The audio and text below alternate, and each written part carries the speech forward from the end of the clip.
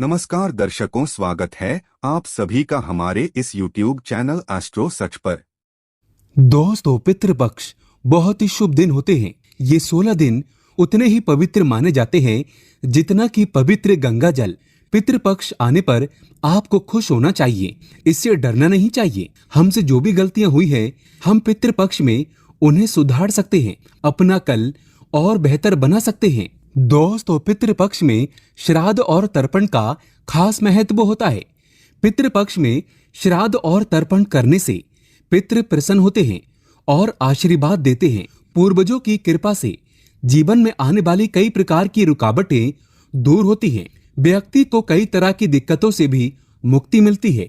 पितृपक्ष या श्राद्ध ये हमारे पूर्वजों को समर्पित है और श्राद्ध पक्ष के दौरान जितना ज्यादा हो सके सारे कामों को त्याग कर अगर कोई व्यक्ति विशेष तौर से अपने पूर्वजों को प्रसन्न करने में लग जाता है तो उसकी कुंडली के बारे न्यारे हो जाते हैं। साक्षात उसके जीवन में भगवान विष्णु की कृपा तथा माता लक्ष्मी की कृपा बरसती है। इसी वजह से पितृपक्ष का विशेष महत्व रहता है। इसी तरह से पितृपक्ष के दौरान बताया जाता है कि जिस प्रकार आप अच्छे कार्य करके अपने पूर्वजों को प्रसन्न करते हैं, तो दूसरी तरफ इस दिन कुछ कार्य ऐसे हैं जिन्हें करने के लिए कतई मना किया जाता है। इन चीजों को अगर आप पितृपक्ष के दौरान पालन करते हैं तो परिवार में खुशियां रहती हैं, अन्यथा आपको दुखद प्राप्ति भी हो जाती है। आज हम आपको बताने वाले हैं कि कितना भी जरूरी क्यों न हो जाए, कोई आपसे इन चीजों को उधार मांगे तो पितृपक्ष के दौरान भूल कर भी ये 4 चीजें कभी किसी को ना दें, अन्यथा आपके परिवार में कंगाली देखने को मिल सकती है। आपके पितृ आपके घर का त्याग कर सकते हैं, वो रुष्ट हो जाएंगे, लग जाएगा पितृदोष।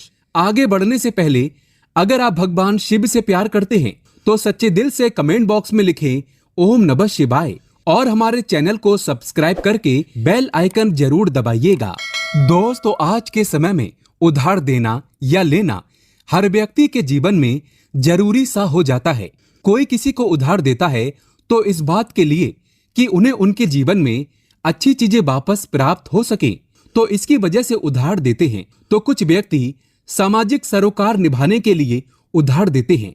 लेकिन दोस्तों, क्या आप जानते हैं, खासतौर पर पितृपक्ष के दौरान अगर आप ऐसा करते हैं तो आपके जीवन में कंगाली विद्यमान हो जाती है।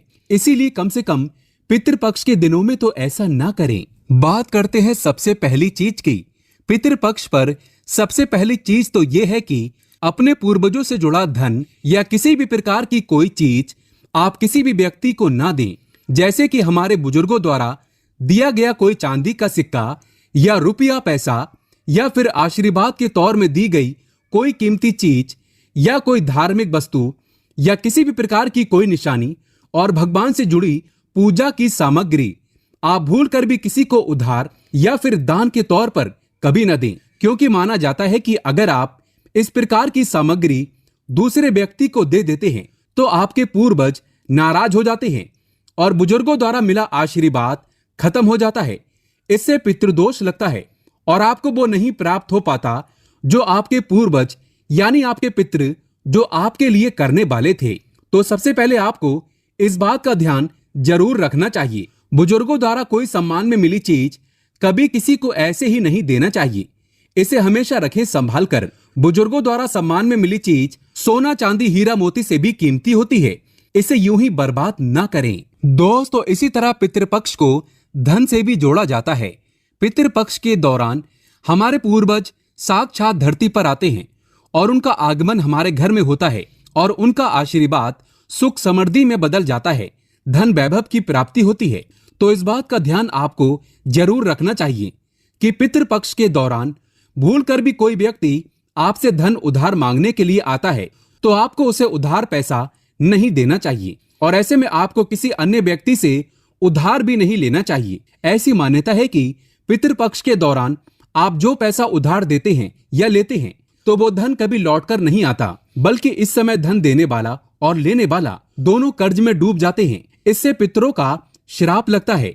दोस्तों, वहीं श्राद्ध पक्ष के दौरान हम अपने पूर्वजों का तर्पण करते हैं, पिंडदान करते हैं तथा गंगा स्नान आदि करते हैं। पितृपक्ष के दौरान खास तौर पर सफेद चीजें चढ़ाई जाती हैं। इस बात का ध्यान रखें, पितृपक्ष के दिन हमारे पूर्वजों को चढ़ाने के अलावा कोई व्यक्ति एकदम सुबह सुबह के समय आपसे दूध, दही, छाछ या फिर संध्या काल के समय में उधार मांगने के लिए या फिर ऐसे ही मांगने के लिए आ जाता है, तो आपको भूलकर भी किसी अन्य व्यक्ति को नहीं देना चाहिए। अगर आप अपने पूर्वजों को चढ़ाने के अलावा कोई ऐसा काम करते हैं तो मान लीजिए आपके पूर्वज नाराज हो जाएंगे और साक्षात आपको अपने पितरों का क्रोध का सामना करना पड़ेगा। इसीलिए पितृपक्ष के दौरान कोई भी लेन देन ना करें। दोस्तों, पितृपक्ष में चावल के साथ काले तिल मिलाकर के दान करने से पितृदोष हमेशा के लिए समाप्त हो जाता है।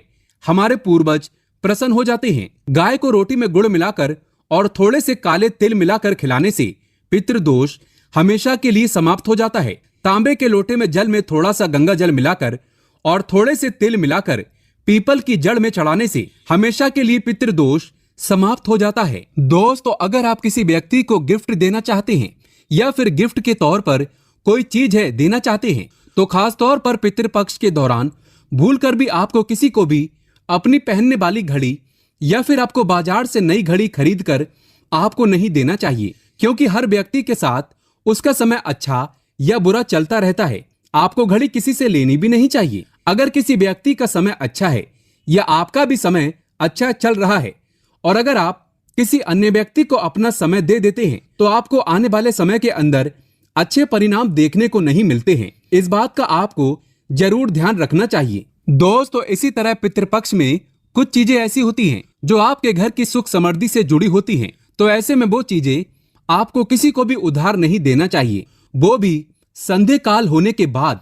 जैसे कि कोई आपसे लहसुन, प्याज, दूध, दही, चीनी तथा उधार पैसे भी मांगने के लिए आता है, तो जब सूर्य उदय होता है सुबह सुबह या फिर सूर्यास्त हो जाता है, तब ऐसे में इन दोनों समय में आपको घर की समृद्धि दूसरों को भूल कर भी कभी नहीं देना चाहिए। इससे हमारे पूर्वज नाराज हो जाते हैं और लग जाता है पितृदोष। माना जाता है कि अगर आप ऐसा करते हैं तो आपके घर की सुख समृद्धि तथा माता लक्ष्मी दूसरों के घर चली जाती है और वहीं हमारे पूर्वज भी घर में आते आते वापस लौट जाते हैं और आपको उसका अच्छा परिणाम देखने को नहीं मिलता। दोस्तों, दान पुण्य करना हिंदुस्तान की परंपरा रही है। हर व्यक्ति दान पुण्य करके पितृपक्ष का लाभ उठाता है तथा उनका आशीर्वाद प्राप्त करता है। लेकिन खास तौर पर पितृपक्ष के दौरान आपको 2 प्रकार के वस्त्र ना तो खरीद कर लाने चाहिए और ना ही किसी व्यक्ति को देना चाहिए। इसके अंदर पहली चीज तो है काले और सफेद कपड़े। पितृपक्ष में सफेद कपड़ा दान करने से हमारे पूर्वज प्रसन्न होते हैं और पितृदोष में कमी आ जाती है। माना जाता है कि अगर आप पितृपक्ष में काला कपड़ा दान करते हैं तो आपको पितरों का श्राप लगता है और ये आपके जीवन को प्रभावित करता है। ऐसे में जीवन में दुख आ जाते हैं, तो इसी वजह से इसका ध्यान रखना चाहिए। विशेष तौर पर काले कपड़े आप किसी को भी दान के तौर पर कभी मत देना। इस दिन थोड़े बहुत फटे कपड़े भी दान नहीं देना चाहिए। ऐसी मान्यता है कि अगर आप ऐसा करते हैं तो सामने वाले व्यक्ति के जीवन में कंगाली आ जाती है और देने वाले व्यक्ति के जीवन में राहु दोष लग जाता है और साथ ही साथ हमारे पितृ हमसे क्रोधित होने लगते हैं। तो इस बात का आपको जरूर ध्यान रखना चाहिए। पितृपक्ष के दौरान अपने लिए नहीं दूसरों को देने के लिए वस्त्र खरीदना चाहिए और दान करना चाहिए, लेकिन काला कपड़ा दान न करें। सफेद कपड़ा दान करना बहुत ही शुभ और मंगलकारी माना जाता है। दोस्तों, महिलाओं की आदत होती है कि जब रसोई के अंदर किसी प्रकार का सामान कम या ज्यादा होता है तो अपने आस पड़ोस में मांगने के लिए आ जाते हैं, जैसे कि तेल, घी या फिर अपने घर की हल्दी। ये तीनों चीजें सौभाग्य का प्रतीक मानी जाती हैं। खास तौर पर पितृपक्ष के दौरान जिस घर में ये चीजें होती हैं तो वहां पर सुख समृद्धि बनी रहती है। तो पितृपक्ष के दौरान अपने घर से भूल कर भी इस प्रकार की कोई भी चीजें आपको उधार ना तो देना चाहिए और ना ही किसी से लेना चाहिए। अगर आप ये गलती करते हैं तो देखते ही देखते आपके परिवार पर दुखद परिणाम देखने को मिल सकते हैं और आपके घर की सुख समृद्धि दूसरों के घर चली जाती है। दोस्तों, पितृपक्ष के दौरान अगर आप किसी व्यक्ति को दान देने की सोच रहे हैं तो आप नए कपड़े दे सकते हैं। जो आपके अपने पहने हुए और अपने पुराने कपड़े भूल कर भी कभी किसी को दान के तौर पर या फिर पहने हुए कपड़े किसी को भी ऐसे ही नहीं देना चाहिए। अगर आप अपने कपड़े किसी अन्य व्यक्ति को देते हैं तो याद रखिए, कपड़ों के साथ साथ आपकी समृद्धि जुड़ी हुई होती है। अगर वो दूसरों के घर चली जाती है तो आपको इस प्रकार का सामना करना पड़ सकता है जो आपके परिवार के लिए अच्छे नहीं होते। इसीलिए इस बात का ध्यान रखें। और आप पितृपक्ष के दौरान कपड़े बाजार से नए खरीदकर ही दान करें। लेकिन याद रहे, इस समय काला कपड़ा कभी किसी को दान ना करें, नहीं तो लगेगा पितृदोष। दोस्तों, बासी रोटी दान नहीं करना चाहिए, ना ही किसी जानवर को खिलाना चाहिए। बासी रोटी हमेशा बासी ही कहलाती है। इसीलिए अगर आप अपने पूर्वजों की कृपा प्राप्त करना चाहते हैं तो ऐसे में ताजी रोटी तथा ताजे बने चावल ही खिलाने चाहिए। इससे हमारे पूर्वज प्रसन्न होते हैं। लेकिन याद रहे, रोटी में थोड़े काले तिल अवश्य ही मिला लें।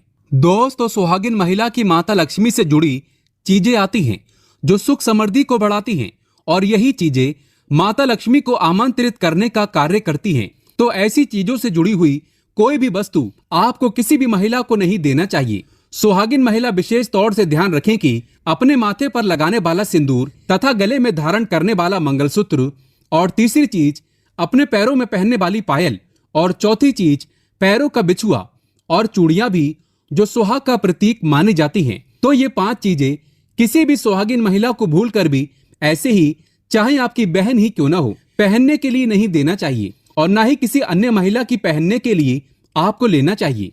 इस बात का आप ध्यान रखेंगे तो निश्चित तौर पर आपको इसका प्रभाव देखने को मिल जाएगा, और देखते ही देखते पूर्वजों की विशेष कृपा भी आपको देखने को मिल जाएगी। दोस्तों, जो व्यक्ति अगर पितृपक्ष के दौरान डेली वाले नमक को दान करता है तो उसके वारे न्यारे हो जाते हैं। पितरों की कृपा सदैव उसके ऊपर बरसती है। पितृपक्ष के दौरान नमक का दान हर हाल में आपको करना चाहिए। नमक का दान गुप्त दान माना जाता है। अगर आपको सुख समृद्धि की इच्छा है और आपको अपने पूर्वजों की कृपा पाना है तो पितृपक्ष के दौरान नमक का दान करना ना भूलें। नमक का दान करने से पहले उसमें दक्षिणा अवश्य डालें तथा थोड़े चावल भी दान करें। नमक का दान सर्वश्रेष्ठ और मंगलकारी माना जाता है। आप रातों रात अपना भाग्य बदल सकते हैं। कच्चे दाल, चावल, नमक आदि दान करने से तथा उसमें थोड़े तिल डालने से हमारे पूर्वज हमें आशीर्वाद देते हैं और धन से माला माल बना देते हैं। दोस्तों, अगर आप महादेव की कृपा प्राप्त करना चाहते हैं तो कमेंट बॉक्स में लिखें हर हर महादेव, ओम नमः शिवाय। एक लाइक तो बनता है।